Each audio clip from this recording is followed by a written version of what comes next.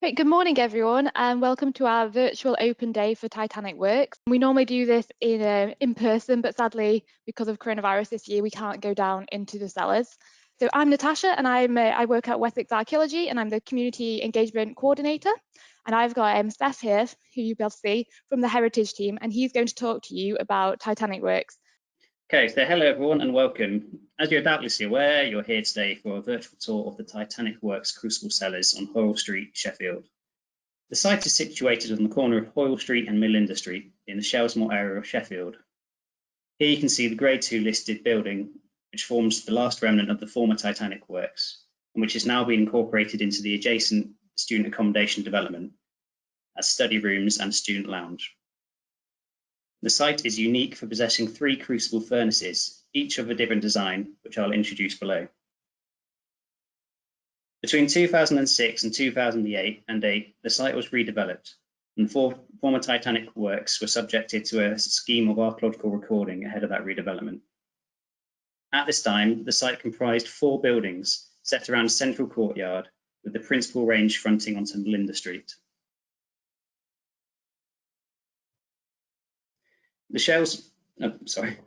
Now, as you can see, the site includes a new range to Hoyle Street and student accommodation to the rear. The Shelsmoor area within which the site is situated was part of the town field in medieval and early post-medieval periods. This was a large open arable field worked in common by the townspeople. By 1637, the area had been mostly enclosed into smaller fields or crofts. There was a strong connection between agriculture and industry in Sheffield, with records from the 16th and 17th centuries indicating that many inhabitants supplemented their incomes by pursuing both industrial and agricultural activities. By the 18th century, a rapid expansion was taking place in Sheffield, with its population becoming more than doubling between 1755 and 1793, from 12,000 to 29,000 people. This growth was driven by increasing demands for steel and its products, which was matched by several significant developments, including the local invention of Crucible Steel, Sheffield plate, and the introduction of steam power in the 1780s. The development of Sheffield as a centre for the metal trades was influenced by its ready access to local supplies of iron ore, coke, coal, and sandstone, along with the presence of rivers to supply power. New mixed domestic and industrial development began to spread northwest of the city centre in the 18th century into the town field area. Streets were formed in the crofts, following original field boundaries, lined with closely built courts of back-to-back housing intermixed with industrial premises. By 1806, Roscoe Place, a fender and stove foundry and works, had been constructed close by to our site. Seen here on the 1808 Fairbank map of Sheffield, you can see that Hoyle Street had been laid out by this time also, though the site remained undeveloped. The development of Crucible Steel. So the development of Crucible Steel stemmed from the work of an 18th century clock and lock maker called Benjamin Huntsman. He needed a uniform high-grade steel for his springs, which contained fewer impurities than that found in blister steel, which was produced using the cementation process. Huntsman developed a process enabling him to cast steel ingots using clay crucibles capable of withstanding very high temperatures reached in the coke-fired furnaces. As the method became more established, crucible works took on a largely standardized form. A melting shop was built over a large arched cellar, which provided air and draft to a row of melting holes within the melting shop floor, and into which coke and ash fell to be cleared away. The cellar would be divided into a series of walled bays, with ash pits below, and a grid of grate bars at the base of each melting hole. Set within the back wall of each ash pit was a cold air flue, feeding to the base of the chimney stacks, which was used to regulate the draft at each individual melting hole. Above the cellars, the works had several components. Melting holes were sunk into the shop floor, positioned against the chimney stack. These holes were originally circular to hold a single crucible, but they changed to being elliptical in the later 19th century so that they could hold 2 crucibles each. The melting holes themselves were made of fire brick clay lined with ganister, a coarse refractory clay incorporating ganister sandstone and coke dust. The lining would be rammed around an elliptical wooden former, which I'll show you later on, and would have to be replaced after several weeks. A second flue at the back of the melting holes led to the chimney stack. The chimney stacks themselves were strengthened against heat damage by iron straps encircling the base of the stacks. Before the melt, clay stands would be placed onto the iron grate bars in the base of the holes. These were known as cheeses and were used to stop the crucibles sticking to the iron bars. The crucibles were placed on these cheeses and a lid placed on top. For the first melt of the day, ignited coke from an annealing oven was spread over the grate bars. Once well alight, the holes were filled with coke up to the top of the crucibles. When the crucibles were white hot, reaching a temperature of 1600 degrees centigrade, the lids were lifted using long tongs and the crucibles filled with broken bars of blister steel, along with a flux to collect impurities, known as the charge. When the coke was burned down, the hole was refilled and allowed to burn down a second time, with the process to melting being monitored by a melter. When the charge was fully melted, the hole would be filled a third time for a final killing fire. This would ensure all gases were dispelled from the molten steel. When the melter was happy that the melting process was complete, the puller out would lift the crucibles using long tongs, and the teamer would skim off slag from the surface of the metal and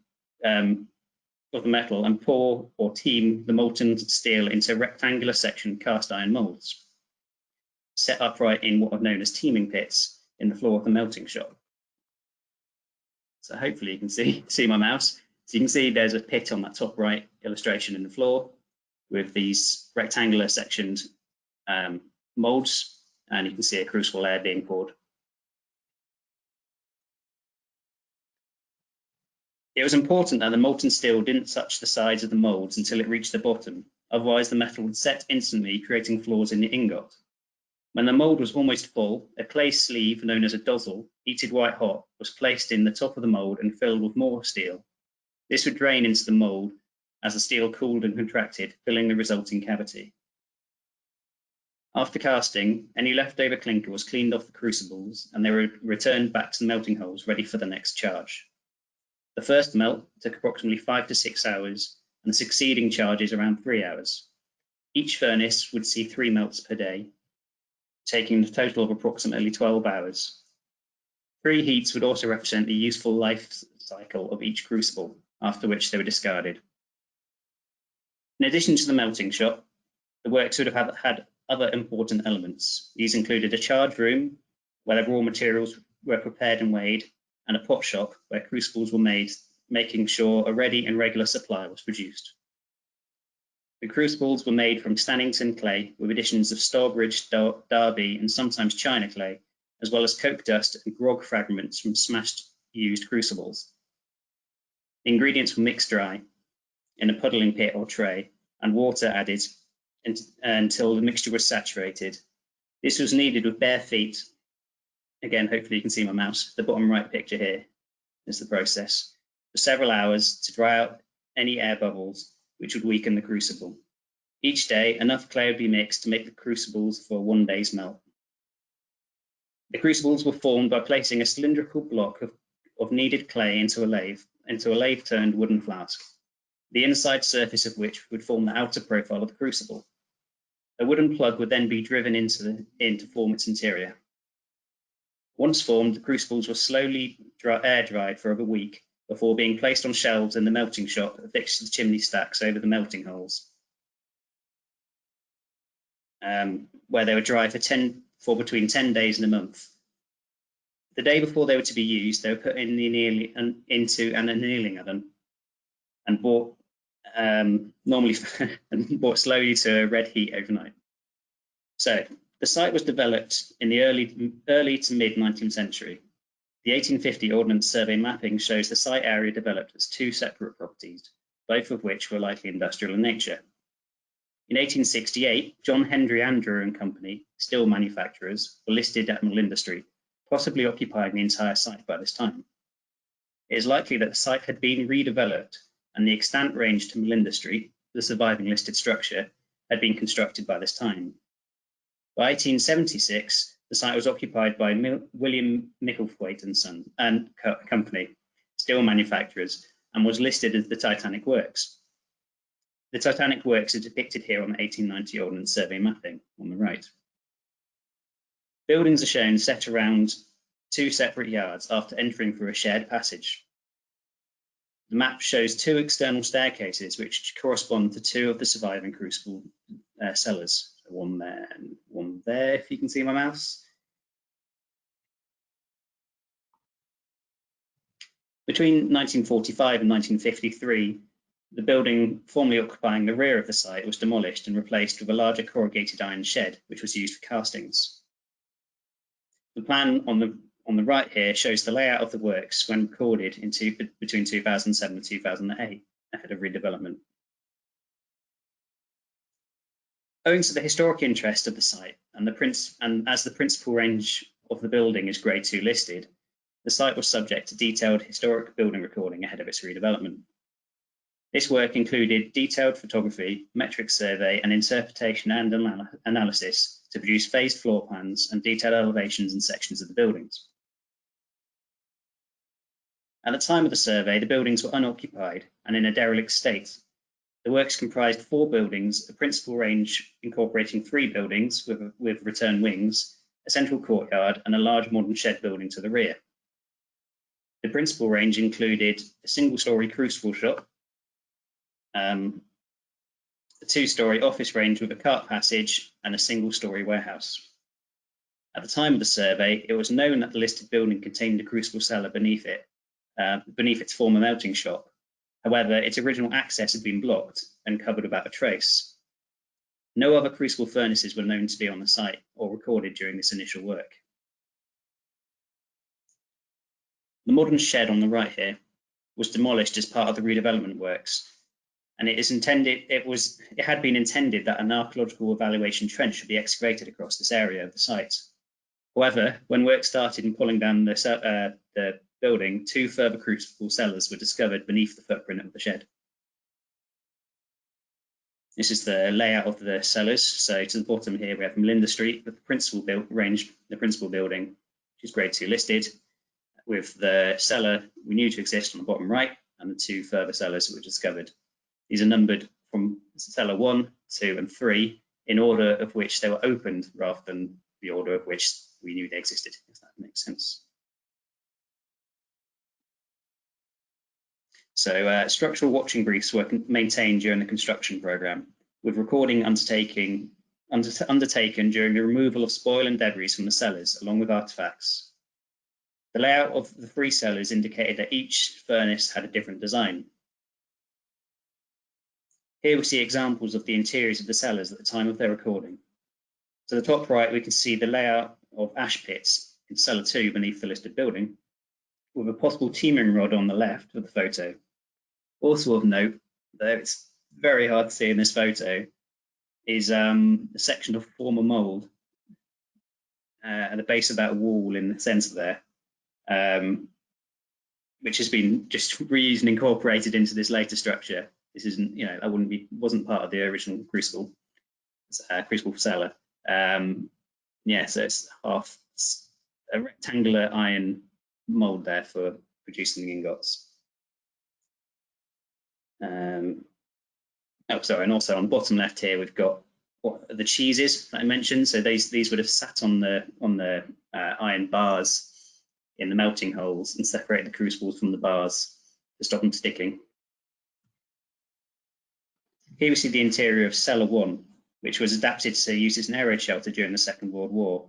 You can see in the right-hand photo a former chemical toilet within its cubicle. Obviously slightly worse for wear now. Again, these are further photos of the interior of Cellar One, including wooden formers in the left photo, which would have been used to pack refractory clay lining into the firing holes. Okay, so on to Cellar 2. So this is a detailed plan of Cellar 2 situated beneath the listed building. The layout of the cellar reflects the structure above, with 6 ash pits arrayed to either end of the cellar, situated below 6 melting holes above, relating to the red double stack arrangement above. The cellar was constructed in 2 phases between 1850 and 1890, with the area shaded in blue comprising a later addition of a puddling pit, a pot shop, which would have contained one of those puddling trays that we saw a photo of earlier, with a light well or service hatch to its north. The crucible steel process can be appreciated through the layout and design of the building. The cellar acted as the lungs, drawing in fresh air to feed the melting holes. Here we see the melting shop with its central teeming pit set below ground level to facilitate the pouring of crucible steel into moulds. Brackets were mounted on the walls of the chimneys for shelving, upon which drying crucibles were stored prior to firing and eventual use. To the left here we see the location of the former annealing oven used to ignite coke at the start of the working day and for the firing of crucibles. In this reconstruction illustration, we can further appreciate the layout and operation of the building. To the side, we have what was likely a potting shop, with the room below with the puddling tray for the working of the clay. Chimney stacks are shown with iron strapping, which survived to the rear stack, and that strapping was there to reinforce the brickwork, which would be subject to extreme variations in heat, and therefore the expansion of the brickwork. It needed some reinforcement, essentially. Thank you for joining us, everyone. We hope you've enjoyed the Titanic Works webinar.